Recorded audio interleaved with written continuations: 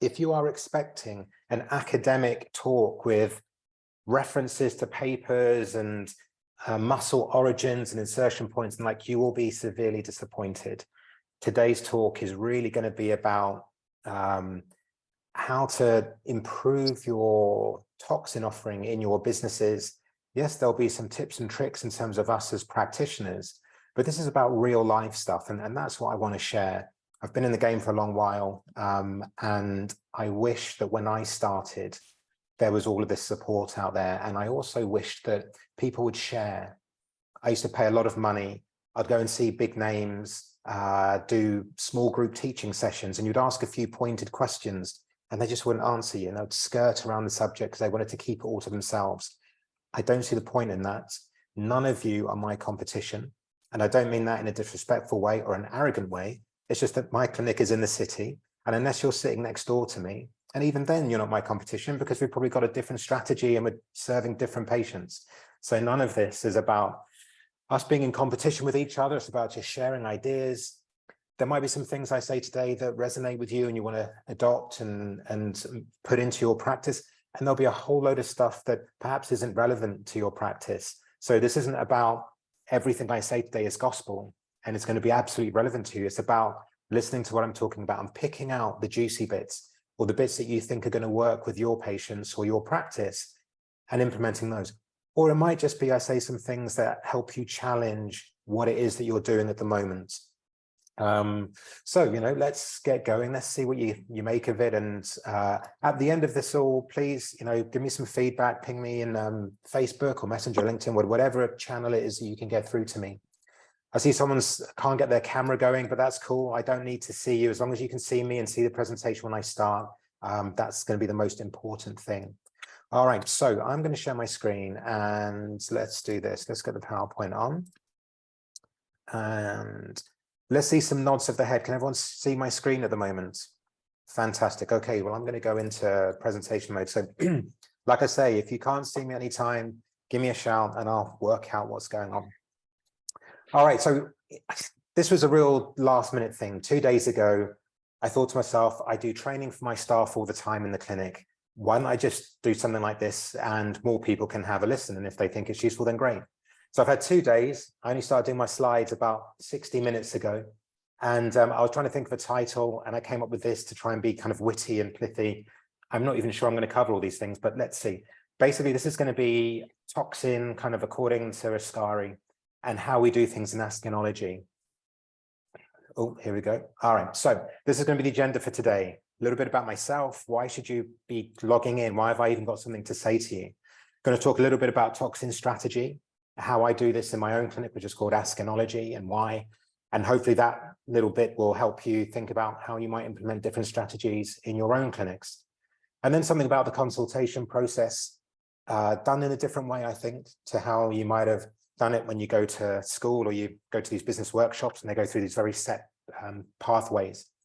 And then we'll talk about anything you've got to say to me, anything you've put in that chat channel. We'll go through it for the last 15 minutes. So a quick bit about myself. I don't want to spend long on this, okay, but it's just really to try and get you to understand how much weight should you put on anything that I've got to say. I've seen lots of people talk in my life, and many of them I've never heard of before. And it's not until I see a bit about their CV, I think to myself, yep, this guy or this lady, they've got something to say. Let me have a listen. So in the NHS for 6 years, I did a surgical training scheme.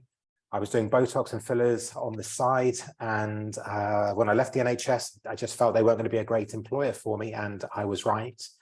I went and set up my first clinic in Northampton. And 2 years later, I sold it to Skin. I went to work for Skin for 5 years. And by the end of it, I was their director of medical services. And I was kind of trying to coordinate the activities of 96 doctors across 36 clinics at that time. And so I had the privilege of seeing how a lot of other practitioners were working. This is quite a solo profession, isn't it? You sit in a room by yourself. It's really difficult to know what you're doing is better or worse than the person down the road or the person on the other side of the country. And so I had a lot of time to see how different people were practicing. And that is one of the things that I think has made me the practitioner I am today. It's not something that many people get a chance to do. Then I spent several years training, speaking, etc., etc. I still go to conferences these days and people remember me coming up to their patch and doing some training. And then I set up my latest clinic, which is Askari. It's in the City of London. We've won a load of awards. We're busy. I'm pleased we survived COVID. And, you know, I'm proud of what we've got going on there. And in the last few years, I've started other company. I produce practice management software. And the one thing that you're going to pay for during this talk is just seeing my logo in the bottom right-hand corner. So one day, if you're ever thinking of software, you'll come and have a chat, I hope. Okay, so there's my clinic. We were the first clinic in the UK to have a facial bar. And that's what you see in the bottom right there. We've got 2 hydrofacial machines in that place now. And people come and they sit in these chairs and they have their hydrofacials, not in a private room. This is an open space in the City of London. And it's interesting because I think it was quite progressive, avant-garde at the time. And I wondered whether it would work. Would people want to have treatments in a communal space? And I remember one time going home and I popped my head around the corner and there were 2 guys having facial treatments next to each other and a lady in the third one. And it was chilled and the music was nice and everyone having a great time. And I thought to myself, do you know what? That is what I had always hoped this would be. So a little message there, which is that, you know, if you think that you've got an idea that's going to work, have a go, see if it works. What's the worst that will happen? It doesn't work. And then so you flip it and you do something different. Something I'm even more proud of, though, bottom left, we've got 523 reviews. I took that screenshot this evening, and we have an average of 4.8. So I think we're doing something right at Askari regarding how we set our service up. And so that's why I think I've got something to share with you guys. All right, so let's get to it then. My clinic is in the city, and therefore almost everything you're going to hear today is about how I deliver my service to this particular group of women. That will be different to the group of women or men that you deliver your service to. So don't take everything I say and just try and transplant it into your business, because that's not going to work. What you should be thinking about are the principles that I'm talking about, and then figuring out how are you going to translate those principles into your own situation with your own patients in your own clinic.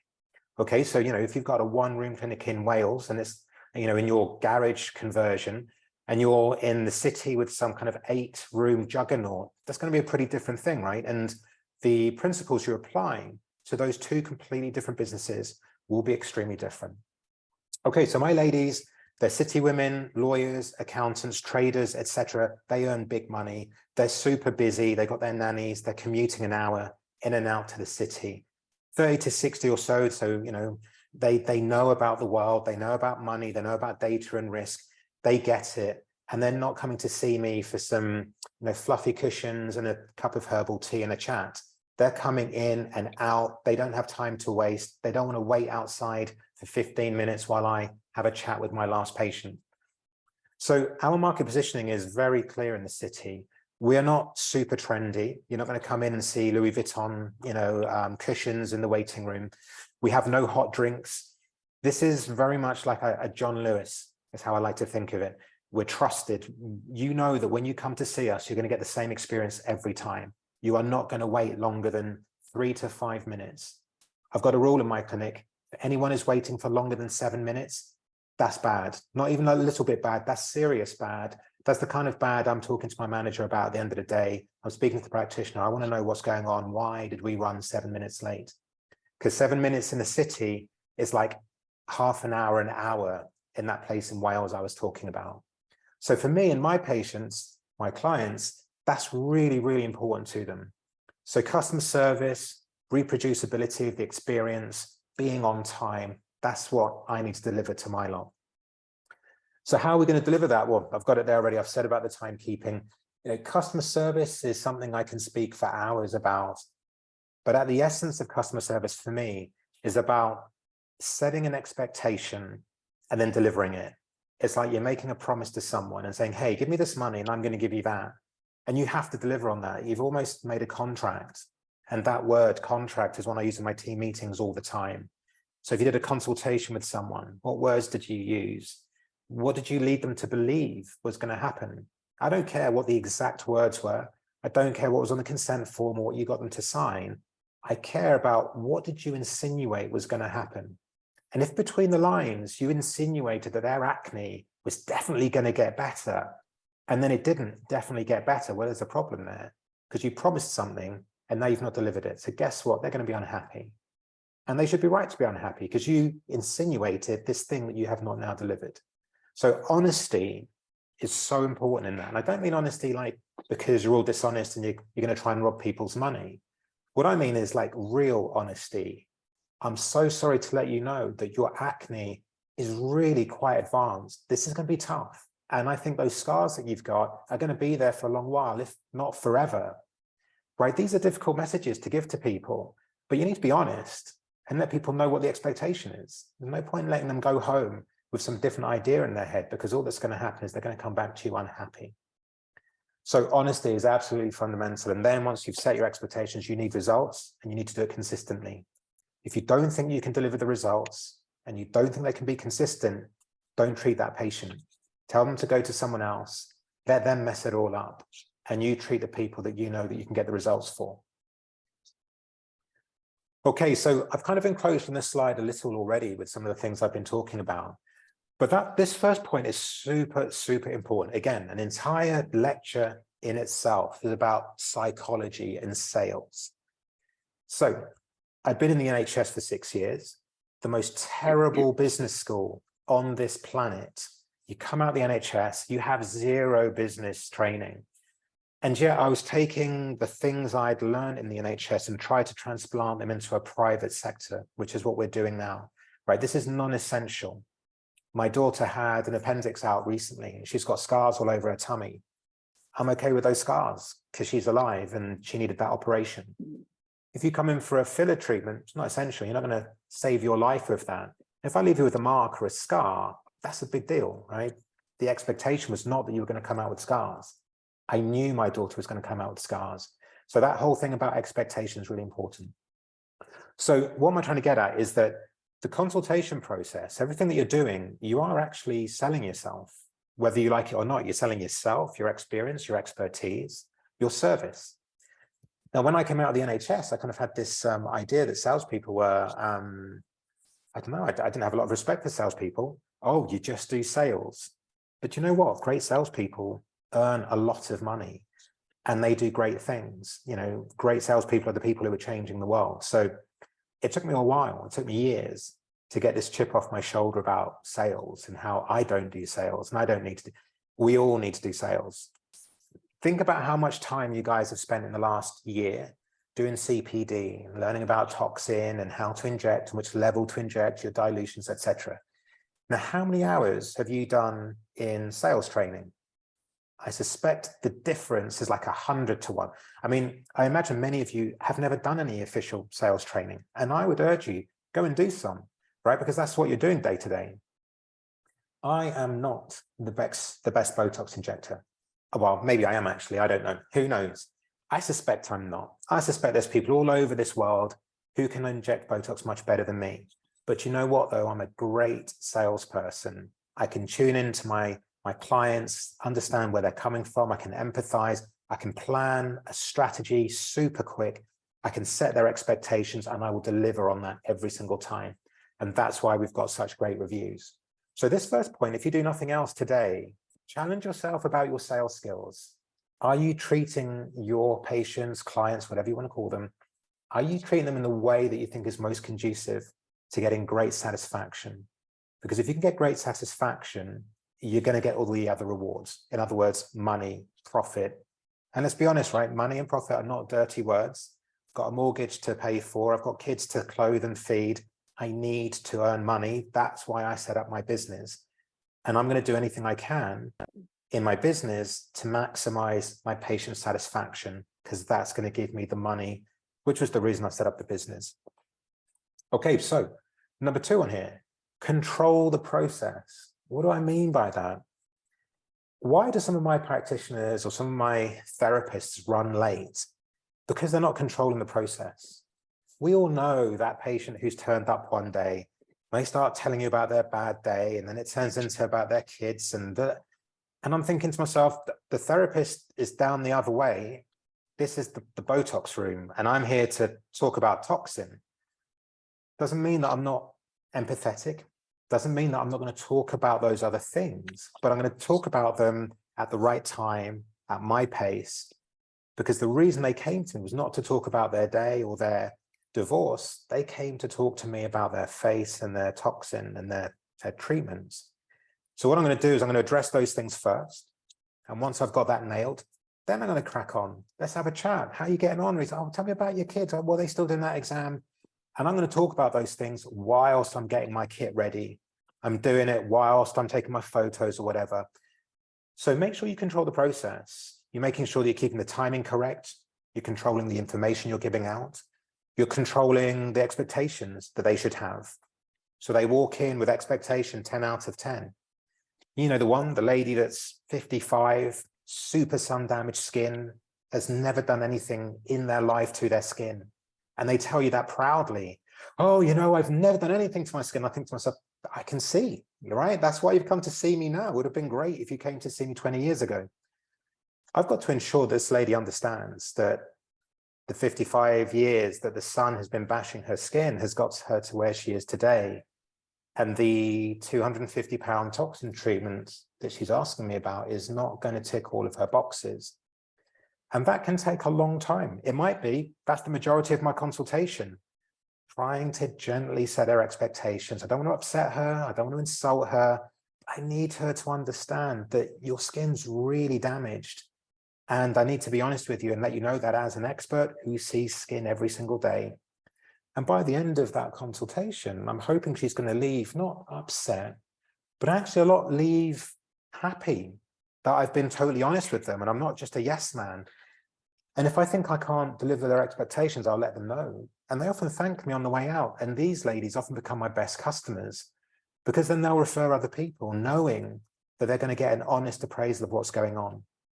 And then when that lady that I spoke to kind of comes to terms with where she's at, often I'll see her a few weeks later, a few months later, and she then will buy into my treatment, having understood the expectation. This next one is really important. Oops, I've gone forward. Challenging incorrect information. Really frequently, I have people who'll come along and say things like, oh, of course, my last treatment lasted a year. And I think to myself, oh, okay. And straight away, I'm thinking, how am I going to move this around? You can't let people hold on to incorrect views. I'm not into this modern day thing. It's my truth or whatever. I'm really sorry. There's some right and wrong here. This is medicine and biology, etc. If they tell me their last treatment lasted a year and I don't challenge that, well, my treatment's not going to last a year and they're going to be unhappy. I'm not even going to bother doing that treatment. They need to understand that it's highly unlikely that their treatment lasted a year. I just don't see it's possible. Treatments don't last a year. Maybe you just felt really good about yourself for a whole year on the back of the treatment that you had. Maybe something else happened. Maybe you found a new partner. Maybe you just had a great summer. Maybe you quit smoking and felt really great about yourself. I don't know what the reason is, but your toxin did not last a year. I need them to understand that. Oh, wow, how long do you think it lasts? Well, we always tell people it lasts 3 to 4 months, and that's generally what I find. And if you get more than that, that's fantastic, but I'm not going to guarantee it.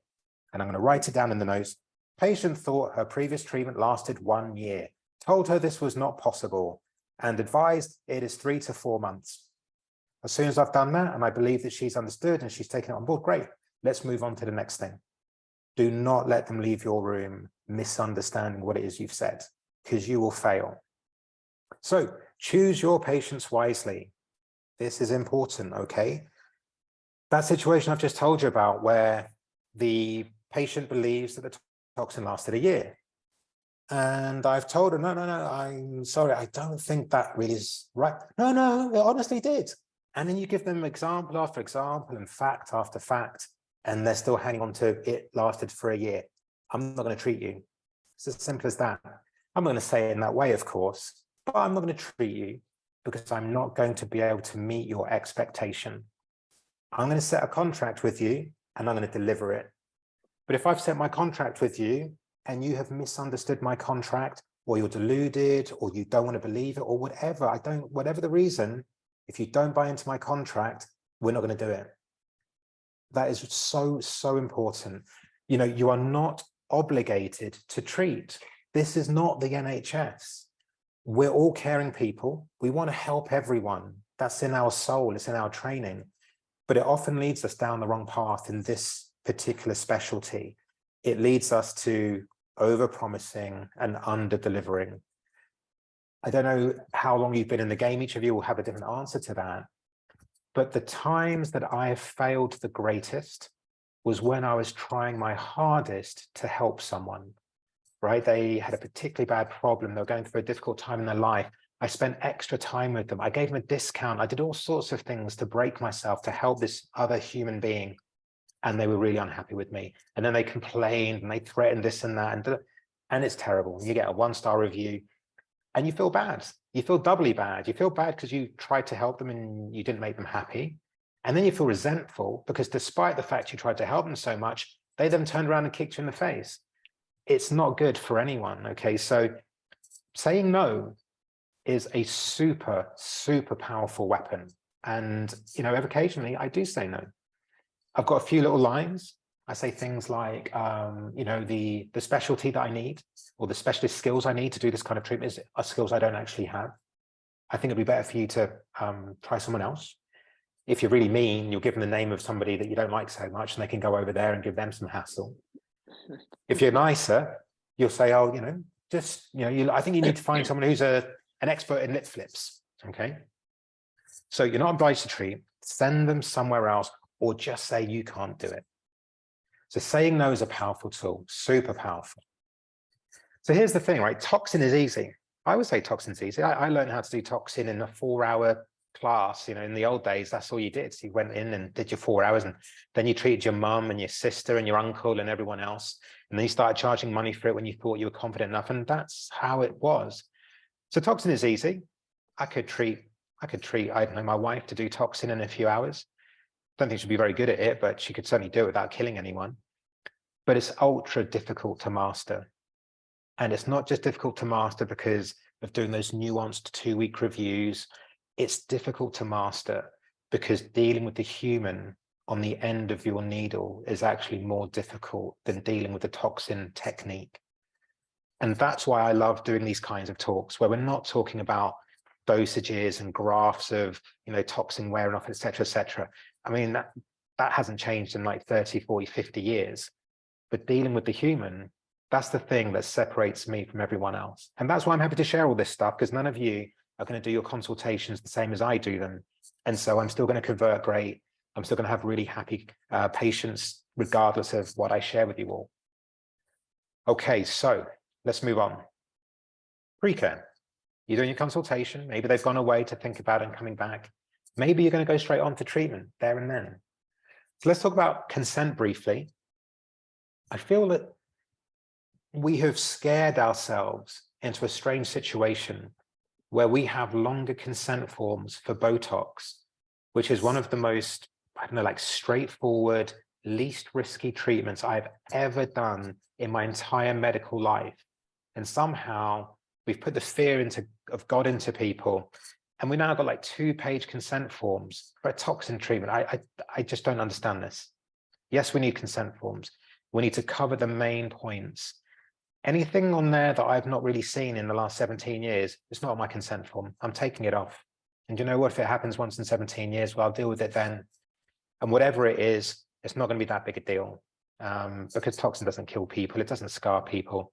Let's be honest, the worst thing that's going to happen is that somebody's going to get a wonky eyebrow or a ptotic eyebrow, which can be a very traumatic thing. So don't get me wrong. I'm not underplaying that. All I'm saying is that having a super long consent form isn't going to make anyone feel better if you drop their brow. You put that you can drop their brow on a sentence in the consent form, and you make sure you do not drop their brow. Hiding behind reams of paper doesn't change anything. Doesn't make it less likely they'll speak to a lawyer. It doesn't make it more likely they're going to be happy with you. I'll tell you what it makes it more likely. It's more likely they're not going to bother reading it, because who's going to read an essay of 2 pages of like 0.8 text? It doesn't happen. So my consent forms, I have a rule. I want my consent form to be on 1 page. If it goes beyond 1 page, it's too long. I want my consent form to be in big writing, because we need to be able to read it easily, right? Not everyone's got their glasses with them or whatever. And it looks intimidating to have this tiny little text. If you've got tiny little text to try and fit my first rule, which is the 1-page rule, you're cheating, right? What you're really doing is you're trying to put a 2-page consent form onto a 1-page. No, that's cheating. 1-page consent, nice and clear, put the important points bang at the top, because people don't read the mushy bit in the middle. Sometimes, not sometimes, I like to have tables, and I'll put a table and I'll put frequent side effects, and then I'll put something like uncommon side effects. It's just bullet points. There's just like 4 things, you know, frequent side effects, I know, like redness, temporary bruising, okay? Uncommon things, heavy eyebrow or eyebrow droop. And I'm going to say droop because now the patient knows what I mean. Ptosis, they don't know what I mean by ptosis. Why am I going to put that on my consent form? And then you might say, oh yeah, but then they know I'm an expert. They know I'm medical. And, you know, if they want to know, they'll ask me, won't they? Well, no, I don't think they will actually, because we're failing that very first bit, which was the psychology. People don't always like to ask, right? They don't want to look like they don't know or they're ignorant. Let's not try and make them uncomfortable or kind of lord it over them because we've got a medical dictionary in our back pocket. I remember being JHO, a first-year doctor in A&E, and one of the ambulance people came with a patient who was having a heart attack and said, yep, they're diaphoretic. And I just remember thinking, what on earth is that? And I remember asking someone, oh, it means they're sweaty. And I thought, well, why don't I just say they're sweaty, right? There were like 7 people in that resus room, plus some other people around the edges I wasn't aware of. Did everyone know what diaphoretic was? Was there somebody else like me who didn't know what it meant, but didn't really want to put their hand up in front of all these important people?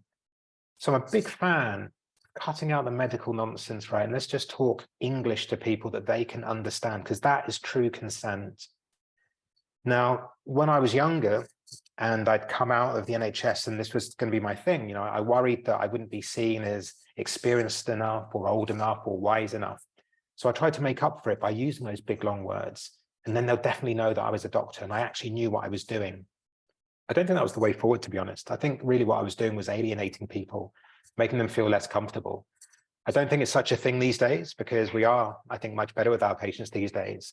But I think it's an important thing to bear in mind. And that carries through all of your consent process, whether it be what you write on a piece of paper or what it is that you say to people about their treatments. So what about preparing the skin? This is an interesting one. I see people from all over the world because I'm in the city. They're flying in and out of New York, Singapore, Hong Kong. It's quite interesting hearing about what people do in different parts of the world. So some places they will strip the entire face of makeup. They will put ice cubes on in preparation for this terrible experience they're about to encounter. Some will put local anesthetic on for their Botox treatment. I think all of that is nonsense. I truly do. If I was to take my lady's makeup off before their Botox treatment, I wouldn't have a business, because my ladies are coming from some big meeting. They're popping in for 15 minutes and they're going back to that big meeting. And if I was to take their makeup off, they're going to go and have to spend X amount of time putting all of that makeup back on again. And it's just not possible for them. And you know what? You don't need to take the makeup off. And I'm sure that somebody listening to this might have some great paper about the incidence of infection. We're not yada, yada. All I can say is in 17 years, I have done a lot of injections and never once have I had a problem with an infected injection site after toxin. Please, please don't misunderstand what I'm saying. I am talking about toxin treatment, okay? I am not talking about filler. Filler is completely different and the skin must be absolutely clean for that treatment. So we're talking about toxin.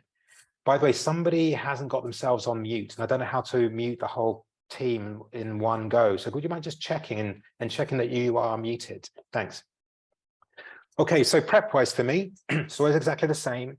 And again, if you've come with an expectation of something else, I'm going to fix it for you straight away. So I'll have some ladies who say, oh, you know, in LA, my dermatologist always puts local anesthetic on. That's great. That's cool. You know, and maybe it worked for the lady in LA, but you know what? Now you're here in my room. I'm going to tell you how I do it. And I'm going to tell you why I do it this way. And I don't put local anesthetic on for a start because it's messy. It's going to get in the way. It's going to take time. And I don't think it makes any difference because do you know what? I'm going to be super gentle and my technique and my experience is going to give you no trouble at all. And then they'll be like, I don't know, because their expectation was previously set that they were going to have a painful treatment. Why else would you put local on? So they've had this expectation and now I've got to try and re-educate them and try and give them a different expectation. So then what I say to them is, hey, do you know what? How about this? I've got local anesthetic. It's there in the drawer. You know, if I thought I needed it, I'd be using it. But here it is. I'm going to take it out, in fact, and put it on the side here. Let me start doing your treatment. I'm going to stop halfway through and ask you how you're feeling about it. And if it's really that bad, don't worry. We'll stop and I'll put some cream on. But let's see how we go. Guess what? No one ever needs the local. I've reset their expectation. I've met their expectation and they think I'm a legend because their previous dermatologist was stripping all their makeup off and slapping local all over their face. They didn't really want that. They just thought it had to be done because that was their expectation. So simple prep, keep it consistent. Don't do local for one person and not the other. I'm going to do ice cubes for you and not the other. This person gets their makeup taken off but not the other. Why is it important to not do that? Because you're not going to remember who it was you did what to on a different day. If you keep it consistent for everyone, you will deliver a consistent service. And consistency, I've got a whole talk about consistency because that is the path to great customer service and great customer experience. Because if you've set an expectation and you deliver it in the same way consistently every single time, you're going to get great satisfaction. Here's an analogy. I love analogies, as you've probably gathered already. You go to a restaurant and you have a fantastic experience. They give you an extra chocolate and they give you a pudding for free. Wow, amazing restaurant. You say to your friend, hey, I've seen this great restaurant. Let's go there tomorrow night. You go down, you've told your friend all about this amazing restaurant. You get there, service is totally different. And you didn't get your chocolate and there was no discount. Oh man, I'm not sure if I'm feeling that restaurant anymore. Now, it could be that actually the second time round, you still had a good experience. It's just that it wasn't as great as you had expected because the last time you've been treated differently. So it's more important to be consistent than it is to deliver a great product. So think about McDonald's. Do McDonald's do the greatest, tastiest burgers on the planet? No, of course they don't. But I know what I'm going to get into McDonald's every single time. I'm going to get an okay burger. It's going to be super quick. I'm going to be able to eat it quickly. Hopefully I'm going to have somewhere to sit. It's going to be clean-ish and I'm going to be able to leave. And it's going to be pretty cheap. And so I'm happy with my McDonald's experience, not because it was amazing, but because it met my expectations. Okay, here's an important one. Probably belongs on every single slide that we talk about here. Don't do anything you don't want to do or that you're not comfortable doing. We are not in the NHS. You're not obligated to do anything for anyone. And if you're not comfortable doing it, just don't do it. Just tell them you can't do it, you won't do it. Tell them the reason why if you want. Make up a different reason. I don't really care. As long as you don't get pushed into doing something you don't want to do. When you do that, I can promise you it's not going to go cool. It's not going to go to plan. And you're going to beat yourself up for days and days wondering why on earth it was you did that thing, which you knew deep down you shouldn't have done it, but you got persuaded or you felt sorry for them, whatever. You thought you needed the money. It was the end of the month. You had to hit a target. No, don't ever do those things because you'll live to regret them. Okay. Right, this is probably going to be the last slide before I stop. And then, do you know what? Maybe there'll be a part 2. And if you think it was interesting enough, you'll let me know and we'll carry on this talk another time. But let's talk about dosing, because this is something very close to my heart. I might not even finish this slide. I could talk a long time just on this one. All right, number 1, this is always at the top. Avoid dosing too high. I know that seems obvious, right? But I have seen a lot of people treat over the years. And this is my personal opinion. My personal opinion is, as a community across the globe, we use too high doses of toxin. Now, I keep saying Botox and I switch with, I personally use Botox. I've always used Botox. So for me, it's just Botox. But you can use Botox and the word toxin interchangeably for this talk. So how is it that we get into this? these three things are linked, okay? High dosing is often something that either we start with because we are not treating our patient. We went to a lecture, we saw the plan from Allergan or whoever it was. They said, this is the dosing that you should use. And you've treated every single person with that same 5 units and 5 spots for a glabella, 4 units and 3 spots for a crow's feet treatment. And you did that for the bodybuilder guy. You did it for the teeny weeny little lady, the old person. Come on, they don't all need the same thing, right? And if it's their first ever treatment, when they've got big, strong muscles, well, once they've been with you for a year or 2 years, and now their muscles have been debulked and they're much weaker, well, you don't need the same size dose anymore, right? Because if you're using the same dose as you did at the start, you must be overdosing them now because the muscle doesn't need that. So be careful of your dosing. Review your dosing every single appointment. I never slavishly copy the last treatment I did. I'll look at what I did last. I'll ask them, how did you get on after that last treatment? Anything I should do differently today? No, it was spot on. Fantastic. Even if they say it's spot on, doesn't mean I'm going to do the same dose. I'm going to have a look at their history. When was the last time I saw them? Was that quicker or later than I would normally see them in terms of their pattern? What do I think their muscles are doing right now today? And so what dose do I need to do today to get them to the same place that they were happy with last time? Because that isn't the same as saying it's the same dose. I hope that all makes sense, especially if it's the very first treatment. Imagine they came to see you for the first time 4 months ago. Their muscles are going to be strong. They've never had Botox before. They have their toxin treatment, and for the first time ever, their muscles get whacked, and their muscles decrease in strength for a decent amount of time. Comes to 4 months down the line, they're back for their next treatment. I can promise you, their muscles have not regained 100% of their strength. Even though we say Botox lasts 3 to 4 months, and you're expecting most people it would have gone, no, the clinical effects may have gone, as in the lines they have and how things look, the texture, etc. But when you start asking them to move their muscles and animate, I think you're going to find that actually, if you compare it to their before photo, they've probably still got a little something going on. Only a small something, but it's different, still different. And so it may be, although it's unlikely, I'm just challenging you, it may be that you need to do something different at that stage. Let's be honest. I usually do exactly the same thing on that very early bit. You know, it's not usually until treatment number 3, 4, 5 that I might start thinking about changing the dose. But my point is, challenge yourself. Do not be a slave to what you put in last time. Do that, and you'll go down the slippery slope that I'm about to explain. And do you know what? I've got 4 minutes left. What shall I?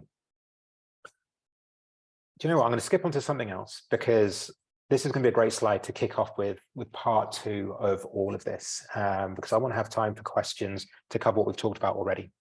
So why have I put this down at the bottom? Yes, in big capital letters, you can treat lateral of mid-pupillary line. Now, it's been a long time since I did any Botox training or I received any Botox training, but when I first started, we were told that you could not treat lateral of the mid-pupillary line. If anybody's unsure about that, that's drawing a line like this in line with the pupil and saying that anything to the side on each side should not have any toxin. Now, I don't know for sure whether that is still taught, but I'm pretty sure it is, and I'll tell you why, because I sit on the train and I watch ladies working on a laptop or reading a book, and people haven't treated the lateral part of their forehead, and it looks terrible. Oh, it upsets me. People just need to have better training and some pride in their work, because there's no way that sitting there on the train like this is a good look, okay? Unless they've asked you for that and you've now met their expectation. So why do people sit there with these eyebrows like this? It's because they've had a heavy treatment in the central part of the forehead, and then people thought, oh, but I best not treat outside the mid-pupillary line. So you've got frontalis muscle that's doing very little in the central section, but it's going super speed over laterally. And the moment that person tries to animate in any way, whether it's conscious or not, when they're concentrating, then we get this. And I just think it looks bad. It's a big blatant sign of, hey, I've had Botox. And on top of that, it wasn't even very good Botox. So I think it's ultra important, whatever your skill kind of experience or skill level is, that you start thinking about how you're going to create a softer and a more natural result. Now, of course, that's for my business, okay? Because soft, natural result is what my city ladies want. They're not trying to get on a reality TV show. You know, they're not 20-somethings. My ladies are a little bit older, so it might not be relevant to your patients. If it is relevant to your patients, and I expect it is, because even when I used to treat in other parts of the country, in Harley Street and places like that, nobody ever came to me and said, hey, could you please give me eyebrows that go up like this? Generally, people said, hey, I don't really want to be frozen, and I don't really want everyone to know that I had Botox. That was the majority of people. Of course, there are some people who don't care, or people who really want everyone to know they've had Botox, and some people, yes, do want to be frozen. I just don't think that's the majority. So how are you going to get around this? First thing, do not overtreat frontalis, okay? If we block frontalis, well, we'll talk about that in the next slide, actually, what happens and how you slip into this dose inflation. But you get a block of central frontalis, lateral frontalis is still moving, so you get this unusual kind of Mephisto type, very surprised expression. And what also happens, you get a depression of the medial brow because frontalis is no longer holding this up. You just get this heavy central glabellar look. And to make it worse, I think most people are over-treating glabella as well. So when I did my training, we were always told 5 injection points, and I still think that's a pretty good starting point. But we were told 5 units in each of those points. And I can tell you right now, I cannot remember the last time I did that. Honestly, the last time I did it was probably for some big bloke who didn't respond very well to a lower dose. So I never, ever use that spread in my clinic. And what I've found more recently, I've got upset seeing a new thing. You know, a few years ago, I was always upset about seeing those eyebrows like this that I've explained to you. What I'm seeing now is a new one, which is this kind of heavy glabella, kind of almost puffiness here. And it's a combination of over-treating central frontalis and over-treating glabella. So I'm starting to see it now. I just see this over-treated glabella. I wish I could kind of describe it better or get you a photograph, but I just spot it on the telly every now and again. So it's really important for a couple of reasons. You know, in medicine, generally what we do is we give people a dose of the medicine that they need. We don't give them more than they need. And if you're ever not sure, you start low, right? And then you titrate up. And I think that should be the same for Botox. We shouldn't be doing anything different with that. So rather than going in with a big crashing dose of 5 injection points, 5 units in each point, start low. What are you going to lose? They come back in 2 weeks and say, hey, I don't think it was enough. All right, cool. Well, now I know I'm going to put a bit more in, but I can titrate up and understand what your ideal dose is rather than crashing in too high, because you can't take it away once it's in there. And you're never going to find out. Would it have looked better if there were 4 units in each of those injection points? And you know what? Another thing that's really important is procerus. Okay, that's the injection you're going to do here. Procerus muscle is not strong in most people. There is no way that that muscle needs 5 units. Okay, there are some people, you know, especially I see some African Americans, you know, my mum has got a hugely strong procerus. And so, you know, maybe she needs a bigger dose, probably still doesn't need 5 units to be fair. But I do see some ladies, some men, who have almost no procerus action. So do you know what? Save yourself a few quid. Each unit of Botox you're putting in is like, what, £1.50 or something? Don't put it in, save yourself a £5. If you need to, put 1 unit, put 2 units. But that teeny little muscle does not need 5. So I've gone past my 20:45, less than 50 minutes to go. I'm going to stop my screen share and I'm going to have a look at the chat. Gosh, there are no questions. Either that means I've answered every question you ever had, or it was just rubbish and everyone's fallen asleep and not bothered writing any questions in here. So I'll tell you what, unless 5 people will do it at the same time, if we can do it in a controlled manner, if anybody wants to unmute themselves and ask a question and then mute themselves again, that's cool, or put a question into the chat, or I can just carry on talking, whatever you guys think is, or you ladies rather, think will be most interesting. Can I ask a question? Sure. I'm sorry for the sniffing. I've got COVID. Oh no, gosh. So I've just moved location where I was previously working out of a surgery, and moved into my own premises, and obviously having to build up new clientele. I know that the area that I'm in is, very beneficial in terms of the clientele, having access to funds and the rest. However, what I'm concerned about is in not trying to lose business, I'm thinking of making all sorts of promotions. I've heard it said before not to do it because you kind of end up on this kind of slippery slope. But I'm concerned that apart from the existing patients that I have, I don't know how else to get them through the door, just to see, actually, I'm really good at what I do. And because I'm not the typical injector that wants to just focus on the aesthetics, I do skin and stuff like that. Don't know how to promote myself in such a way that I can get people in the door without making a promotion. So I don't know what else is on. What part of the country are you in? South London. South London, okay. And how long have you been in your location? I've literally moved there at the beginning of the year. So okay, right, that's tough, are those early days? Yeah, I was in another part, but again, I was building on my clientele there. So I still have some of those patients, but the area I moved into is quite different. So just trying to build where I am. And what's the competition like? Is there a lot of competition in the area? There's no competition where I am. Okay, right. I know that there's competition in South London, but I just try and focus on my own lane. But in my actual locality, I don't believe there's anyone else there. Okay, so you've asked a very common question, which I could summarize as, how do I build my business? And people take thousands of pounds and years to try and learn that. So that's always a difficult one to answer.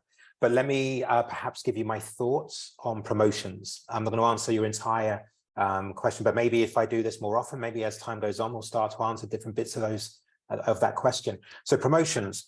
Okay, listen, first of all, people love promotions. Let's do promotions.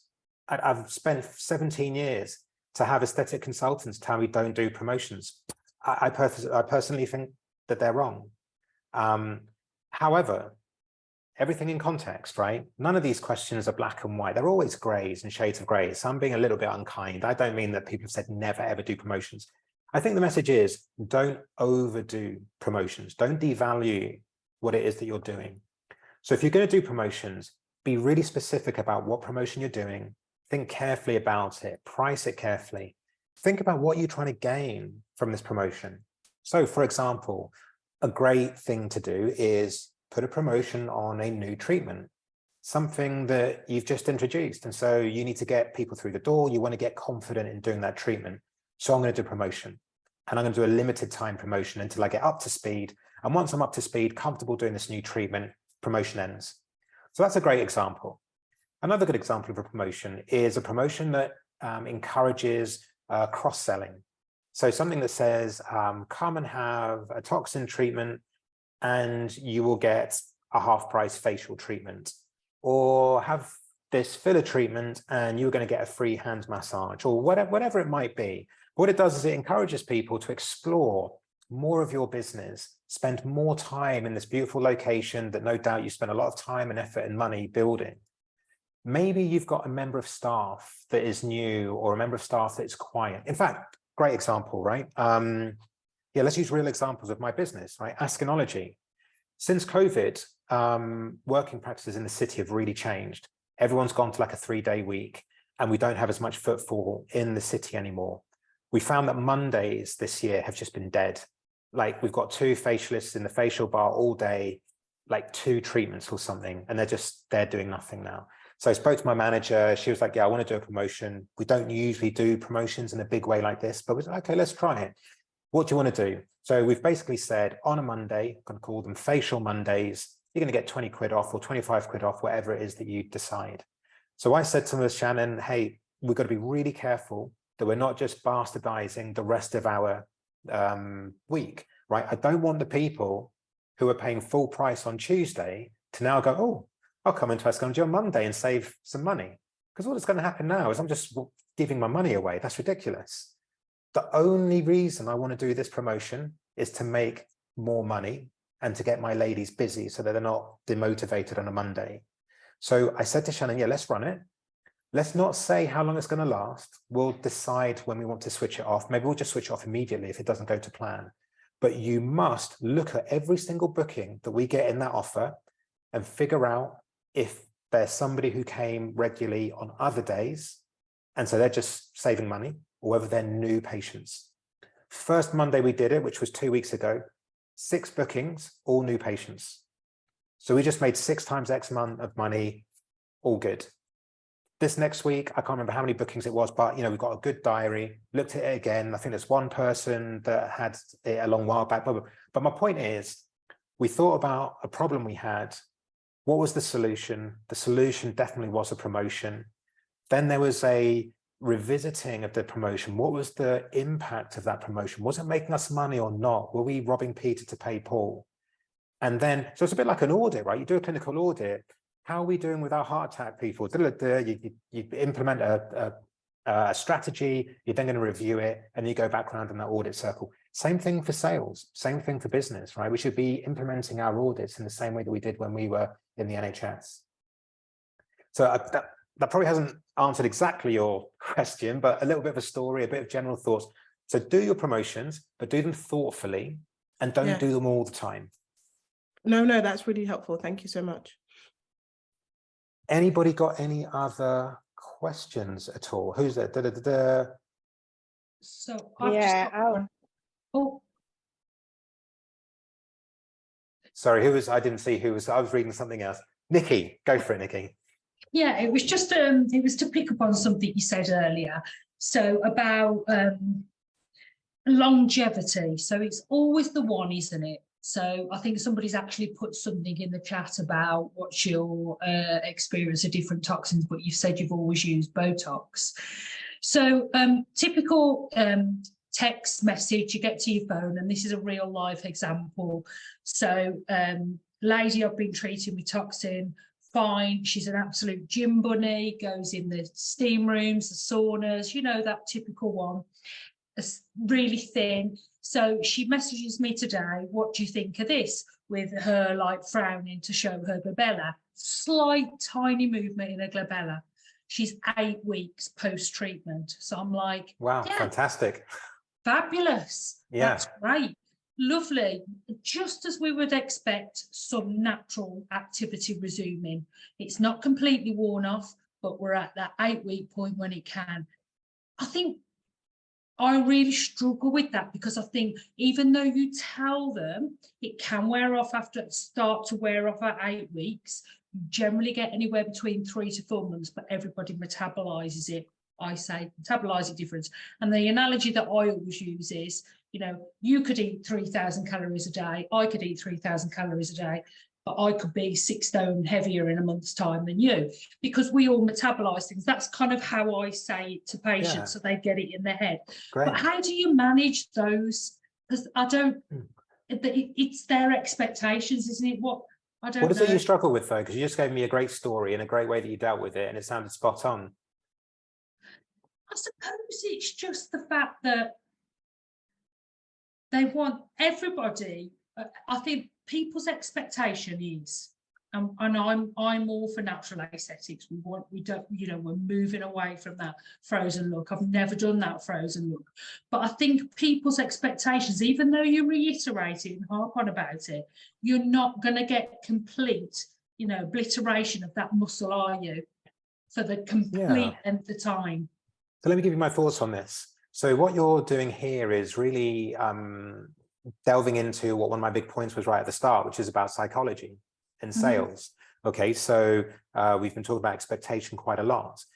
Now, what I'm hearing from what you're saying is I don't know if frustration is too strong a word, annoyance, irritation, that we're having to redo this over and over again. You keep telling them, they keep back, and they're asking the same thing. And I would say, hey, try not to be irritated. That's just human nature, right? So people are coming along, they're dropping a lot of cash for their toxin treatment, and they just wanted to check, just wanted to make sure. Their mum said, oh, that's gone a bit quick, hasn't it? Or they're, sometimes I ask them questions like, oh, what makes you think that it's come back a bit quicker this time round? Well, I was down the pub and my friend said, no. And I'm thinking, oh, right. So what, your friend's got a whole load of photos tracking all of your journeys at different weeks. No, I mean, so I'm, you know, that's just part of what I have to do to earn my money, is that I have to continually reinforce expectation over and over again. So you're just doing the thing that you're paid to do, and they are doing the thing that I expect them to do as humans who are paying a lot of money, who are worried about their appearance. And do you know what? Everyone wants their Botox to last forever. So Yeah. there's two, I sometimes joke in my consultations, I'll often say right at the start, and I'll say, look, the two worst things about Botox is it's not free and it doesn't last forever. And that explains the whole thing. And then I spend the rest of my 6-year history with them explaining it's not free and it doesn't last forever. And that's just how it is. And so I think it's about us coming to terms with the psychology of it and the human nature of it. Today, I had a lady who's emailed me again the second time about her product, thinking that it's you know, her lines are returning. It looks amazing. I don't know how many times I've spoken to her, and actually the last email I sent her was actually quite, it wasn't rude. It was just kind of quite straightforward. And I said, hey, yep, saw your photos. I've attached your before photo. You're still looking amazing. This is exactly as I would expect. Feel free to continue sending in your photos, charting the progression, but I won't be replying to any more unless there's something out of my expectations. I'm looking forward to seeing you next time. Da, da, da. And that was it. I wasn't writing it in malice, or I wasn't annoyed. Well, I was a bit annoyed by it because I've told her so many times, but that was it. I've sent my email. I am not going to talk to you again about this because everything is good and you look great. So come back, see me again when the time's right. I'll make you look great again. Yeah. Thank you. Cool. So listen, we are at 9 o'clock and I promised myself we were going to be on time because I can talk for a very long time without breathing. And I suspect we've got kiddies to, I don't know, go and spank or put to bed or whatever it is we need to do with them. So thank you so much for your time. I hope you found it useful. If you did, ping me some messages, let me know, because if people are finding it useful, I'll do it again. And, you know, maybe let your friends know and we'll get more and more people, more and more interested. And I'm just interested in making the whole world kind of think like Askari when it comes to toxin. But I'll let you off if you don't agree then. Do it the way that works for you and your patients. Okay, everybody, have a lovely evening. Thank you for your time. Thank you. Take care Cheers. now. Bye-bye. Thank you. Bye. Thank you. Thank Bye. you. Bye-bye. Thanks. Bye.